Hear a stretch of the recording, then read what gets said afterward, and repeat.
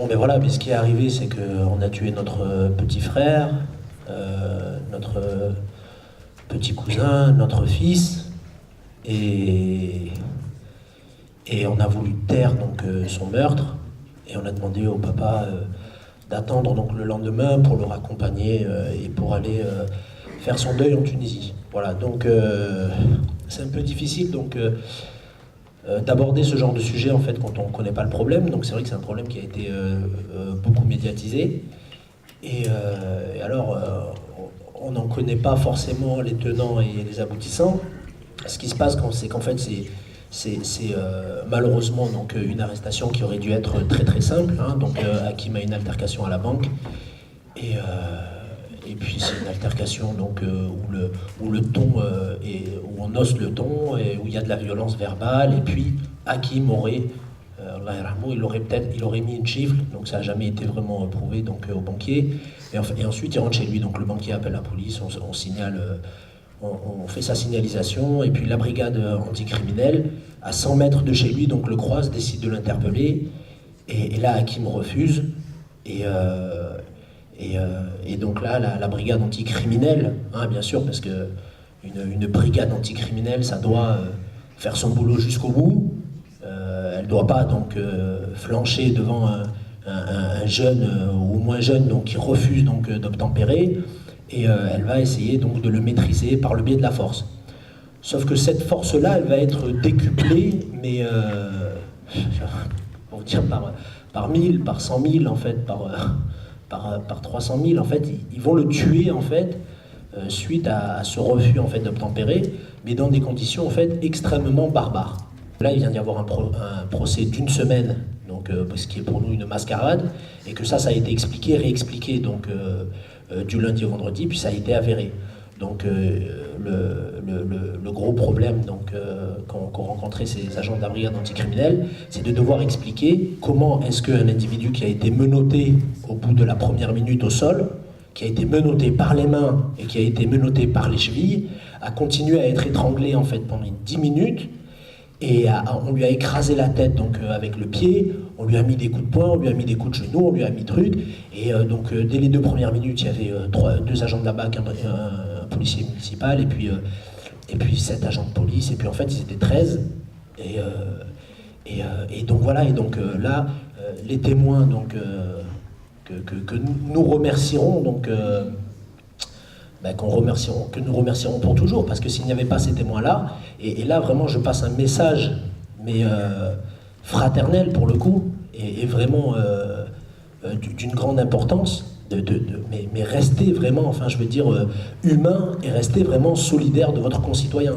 Parce que si on n'avait pas eu en fait ces témoins le lendemain qui seraient venus voir la famille, on n'aurait jamais su, enfin, ou on n'aurait jamais pu vraiment avoir une vérité aussi manifeste que ce qu'elle a pu être dans la bouche de tous ces témoins-là. Ils vont voir donc Hakim décédé dans les bras de la police, et ils vont absolument pas arriver à intervenir, puisque le premier donc, qui a voulu intervenir pour leur dire arrêtez, il est menotté, il est maîtrisé, vous devez arrêter, et il a été embarqué. Donc les témoins, une fois donc, qu'ils ont vu donc, Gérard Ludovic et puis Camille Josip se faire embarquer, ont été refroidis. Les badauds étaient parfaitement maîtrisés pour reprendre donc, les termes de la police municipale. Donc là, le problème, c'est que la police va s'enfermer dans cette violence-là et dans cette haine, et Hakim va passer en fait, Allah yarhamou, paix à son âme, d'une résistance au début, contre l'interpellation, à une résistance pour survivre en fait, à l'agonie. Et donc tout le monde voit, tout le monde lui demande, donc plus de 12 témoins disent il est bleu, il est violet, arrêtez, cessez, et puis il va mourir là. Voilà. Ce que je vous raconte là, et ce qui est violent, et je m'en excuse, c'est vraiment la réalité donc, de ce qui s'est passé. Donc moi je vous impose pas ça pour vous dire, voilà, je veux dire, je souhaite à personne que ça arrive demain, mais malheureusement c'est ce qui est arrivé en France, devant plus de 20 témoins, et la plus grande violence qu'on ait eu à subir en fait par la suite, c'est que on a cru qu'on était dans un cadre et dans une institution en fait des droits de l'homme, en fait, du respect de la dignité humaine. Et puis en fait, on a été traités comme des moins que rien. La famille a été maltraitée durant 4 ans. On a dû mener un combat, non pas contre cet acharnement-là violent de la police, mais on a dû mener un combat contre des juges d'instruction qui ont refusé de les mettre en examen. On a dû faire des manifestations. On a dû se justifier devant les premiers qu'on a dû convaincre. Ça a été l'IGPN, l'inspecteur général de la police nationale.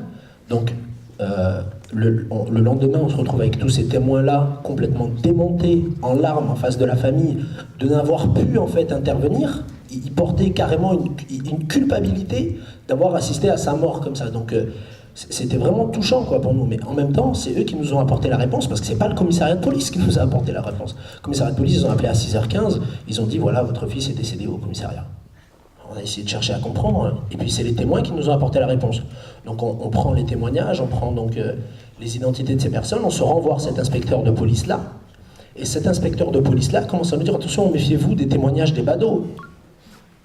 Attendez, là on a des témoignages de ce qui s'est passé, et donc à partir de là, j'ai compris qu'il allait falloir être vraiment solide, parce que c'était la police qui avait commis ce crime, et parce que tout ce qui tourne autour de la police dans cette société représente un corpus qui est vraiment solide, et que nous, en face, si on n'allait pas se battre et qu'on n'allait pas tenir, ben ces policiers-là, ils n'allaient rien avoir. Donc bien sûr, ils n'ont pas été mis à pied. Ils ont continué à travailler, ils ont continué à croiser le papa, les frères et sœurs, donc ils ont continué à... Et nous, donc, on a dû se battre, on a dû manifester. Franchement, enfin, les gens, ils sont venus vraiment soutenir la famille sans qu'on les appelle vraiment.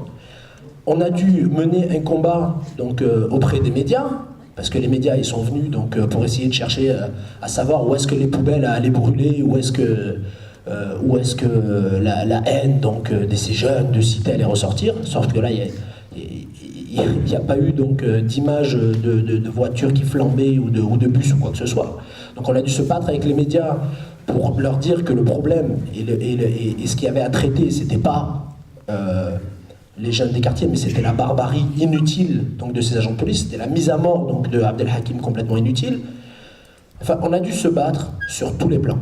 On a dû se battre sur le plan politique, donc là, bien sûr, rassurez-vous, on s'occupe à ce que le travail soit bien fait. Et là, je note quand même que les Verts, pour le coup, Nicole Borvo et Halima Boumedienne, ont demandé à la CNDS, la Commission nationale de déontologie et de sécurité qui a été supprimée par l'actuel gouvernement, de mener une enquête. Donc c'était une commission simplement qui donnait un avis sur le comportement de la police, un avis sur l'éthique de la police, mais non pas une cellule qui apportait, qui jugeait avec l'affaire. C'était juste pour émettre un avis en fait.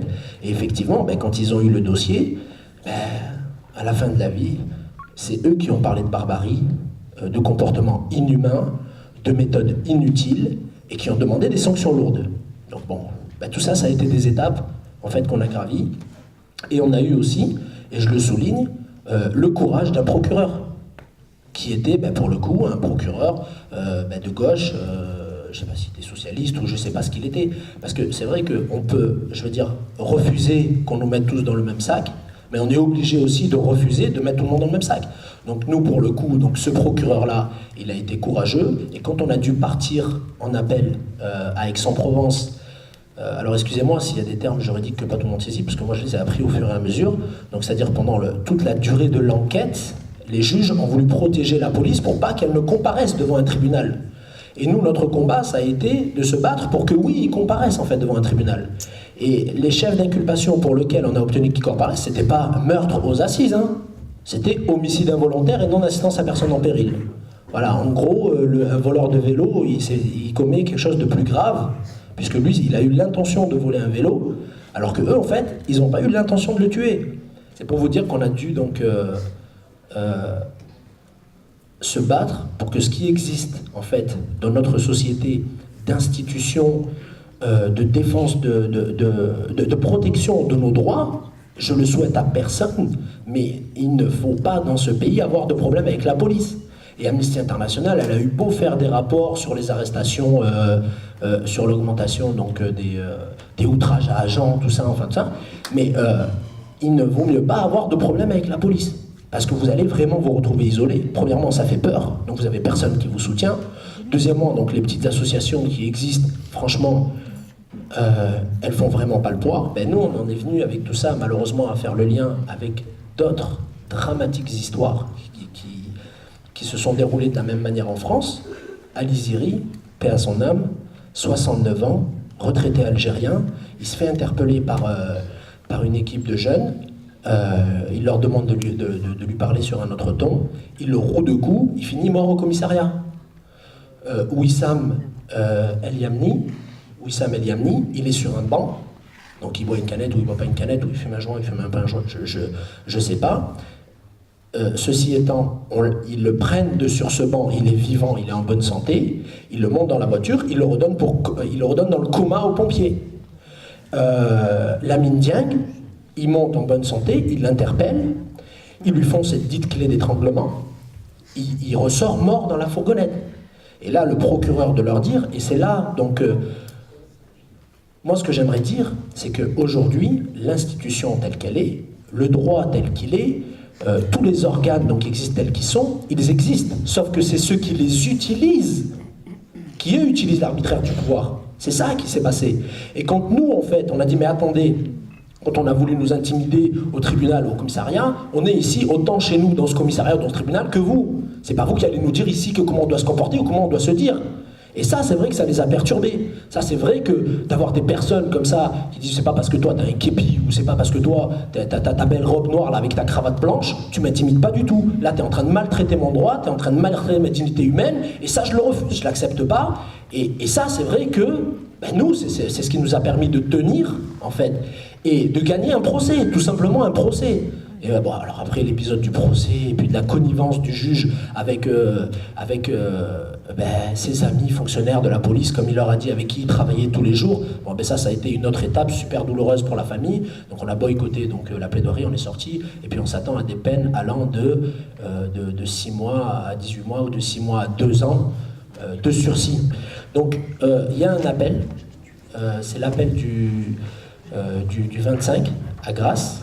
C'est le lendemain du délibéré du juge de Grasse, donc le 24 février, donc on aura le jugement du tribunal de Grasse donc, sur le meurtre de Abdel Hakim. Et le 25 à Grasse, donc tous ceux qui sont donc, représentants ou mandatés donc, par une association, un organisme politique, tous ceux qui sont acteurs citoyens et qui se dressent contre ces injustices-là, contre ces impunités policières, contre ce double traitement de la justice, contre toutes ces injustices-là, sont invités à venir le 25. Nous souhaitons donc créer une fondation et elle a beaucoup de chance donc, de voir le jour, donc, cette fondation, et de se donner les moyens de s'opposer à ce traitement corporatiste de la justice et à ce soutien de la police, et que ce soit les citoyens qui viennent, eux, réclamer à ceux qui sont derrière donc, le code pénal et à ceux qui s'occupent de la gestion donc, de la sécurité dans ce pays, fassent leur travail différemment envers les personnes qui sont majoritairement au teint basané ou autres. Voilà, merci beaucoup.